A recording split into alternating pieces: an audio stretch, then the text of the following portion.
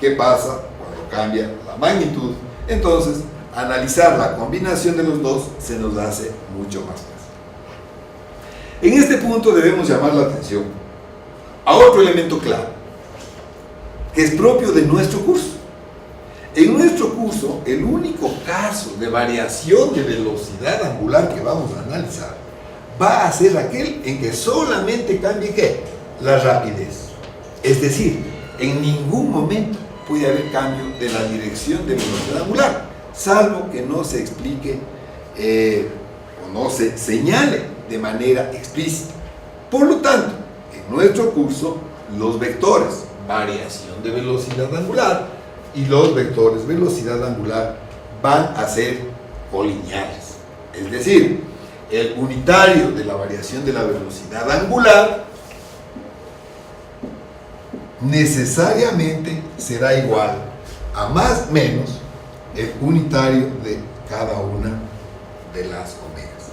Porque hemos puesto como condición que no exista variación de la dirección de la velocidad angular.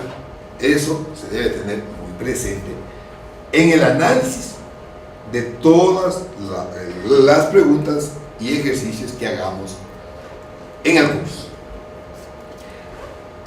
Entonces decíamos, ¿a qué es igual ahora la aceleración angular? Para nosotros, como ya solamente puede cambiar el módulo de la velocidad angular, la aceleración angular va a ser igual a delta omega sobre delta t, siempre que me refiero a la aceleración angular media.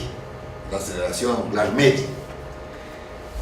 De la figura o de la ecuación, yo puedo ver claramente o concluir con claridad que el unitario de la aceleración angular va a ser igual a ¿qué?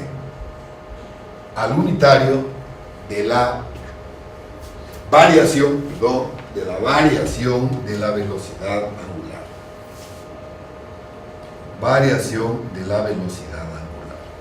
Si relacionamos esto con que el unitario de la variación de la velocidad angular es igual a más o menos el unitario de omega, podríamos concluir entonces que el unitario de la aceleración angular es igual a la variación de velocidad angular y más o menos unitario de omega. Si el unitario de la aceleración angular coincide con el unitario de la velocidad angular, entonces estamos hablando de un movimiento acelerado. Si el unitario de la aceleración angular coincide con el negativo del unitario de la velocidad angular, estamos hablando de un movimiento retardado. Esto desde el punto de vista de la aceleración media. También va a existir la aceleración angular instantánea, que va a ser el valor de la variación de la velocidad angular en un tiempo determinado. La ecuación de la aceleración angular instantánea va a depender de las características propias del movimiento. En nuestro caso, no requerimos de esa ecuación. ¿Por qué razón? Porque hemos dicho que la aceleración angular debe mantenerse constante. ¿Y qué quiere decir aceleración angular constante? Quiere decir que la aceleración instantánea se mantiene la misma durante todo el intervalo de tiempo. ¿Sí? Es decir, que la variación del módulo de la velocidad angular, más concretamente en nuestro caso, en nuestro curso muy concreto, la variación del módulo de la velocidad angular por unidad de tiempo va a ser constante.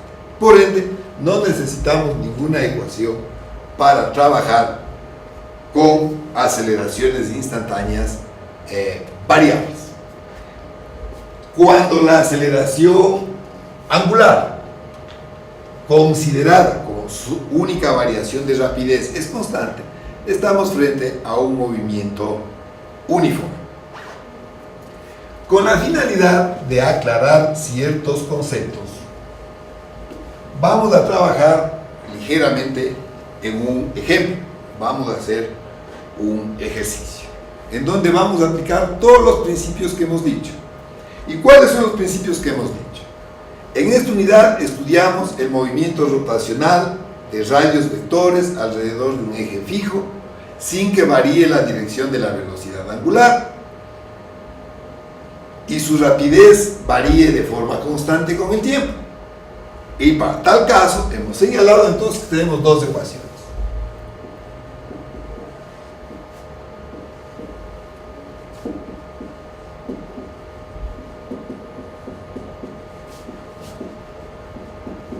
Esta ecuación lo vamos a trabajar en manera escalar y la otra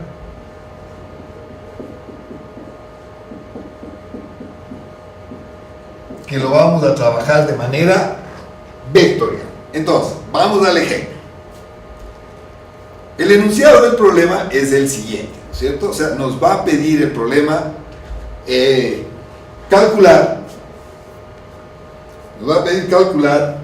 la posición final y la velocidad final de un radio vector que, partiendo de una cierta posición inicial, se mueve con aceleración constante en movimiento rotacional. Lo primero que debemos hacer es variar esta definición literal y caracterizarle al problema. Entonces, ¿cuáles son las características del problema? El problema expresado de manera física. ¿Qué es lo que me dice? Me plantea como ecuaciones o como incógnitas la posición final, primero, ¿sí? Luego, la velocidad angular a un determinado tiempo. Tengo que calcular la posición final y la velocidad angular final. ¿Qué otra característica tengo? Posición angular final y velocidad angular final, ¿de quién?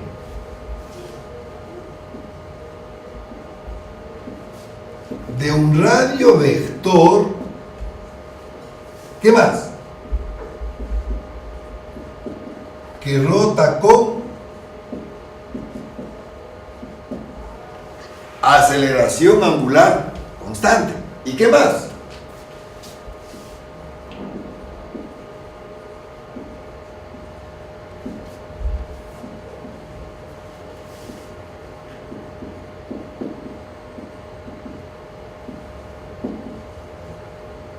Alrededor de un eje de rotación fijo.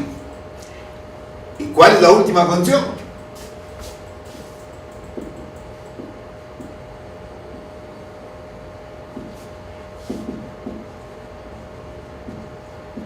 Sin que cambie la dirección de la velocidad angular.